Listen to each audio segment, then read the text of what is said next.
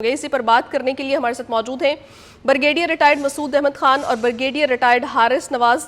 सबसे पहले बात करेंगे ब्रिगेडियर रिटायर्ड मसूद अहमद खान से। बहुत शुक्रिया सर आपके वक्त के लिए। जिस तरह से भारतीय आर्मी चीफ का ये इश्तियाल अंगेज बयान सामने आया है, उनके स्टेटमेंट को आप किस तरह से देखते हैं?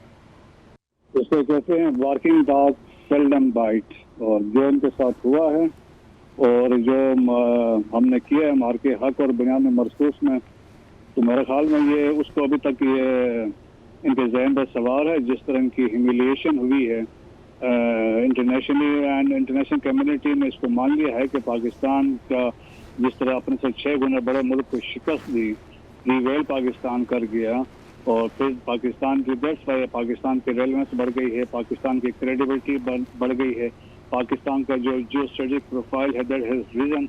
और इंटरनेशनल कम्युनिटी में आप देखें पाकिस्तान जिस तरह किरदार अदा कर रहा है, जियो स्ट्रेटेजिक प्लेयर है, जो और सेंसिटिव नेगोशिएशंस के लिए काम कर रहा है बिटवीन अमेरिका एंड ईरान, तो इंडिया को बड़ी तकलीफ है। और इंडिया के जो थिंक टैंक्स है वो मानते हैं कि ये काम हमें करना चाहिए था, लेकिन मोदी साहब का हमें शुक्रिया अदा करना चाहिए, हमें उन्होंने मौका दिया है, तो हमने उनको छीन ली है ये सो कॉल वो जो नेट सिक्योरिटी प्रोवाइडर थे।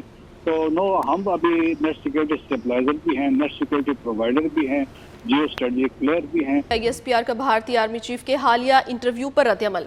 भारतीय आर्मी चीफ ने हालिया इंटरव्यू में इश्तियाल अंगेज बयान दिया। ISPR के मुताबिक भारतीय बयान से जाहिर होता है कि भारतीय क़यादत ना तो पाकिस्तान के वजूद को दिल से तस्लीम कर सकी और ना ही 8 दहाइयों के बाद दुरुस्त सबक सीख पाई है। यही तकब्बुर और जंगी जुनून पर मबनी सोच जनूबी एशिया को बारहा जंगों और बहरानों की तरफ धकेलती रही है। एक खुद मुख्तार एटमी हमसाया मुल्क को जुग्राफिये से मिटाने की धमकी ज़हनी दिवालियापन, पागलपन और जंगी जुनून है। भारत बखूबी जानता है किसी भी जुग्राफियाई तबाही के नताइज बाहमी और मुकम्मल होंगे। ज़िम्मेदार एटमी रियासतें तहम्मुल, पुख्तगी और स्ट्रेटेजिक संजीदगी का मुजाहरा करती हैं, तहजीबी बर्तरी या कौमें ख़त्म करने की ज़ुबान इस्तेमाल नहीं करती। भारत को पाकिस्तान की अहमियत तस्लीम करते हुए उसके साथ पुरअमन बकाए बाहमी सीखना होगी। भारतीय बयानिया खित्ते में दहशतगर्दी के फ़रोग़, रियासती सरपरस्ती, इलाकाई अदम इस्तेहकाम में भारत के अपने किरदार को नज़रअंदाज करता है। भारतीय क़यादत को मशवरा है कि जनूबी एशिया को एक और जंग या बहरान की तरफ धकेलने से बाज रहे, जिसके नताइज पूरे खत्ते और इससे बाहर तक तबाहकुन हो सकते हैं।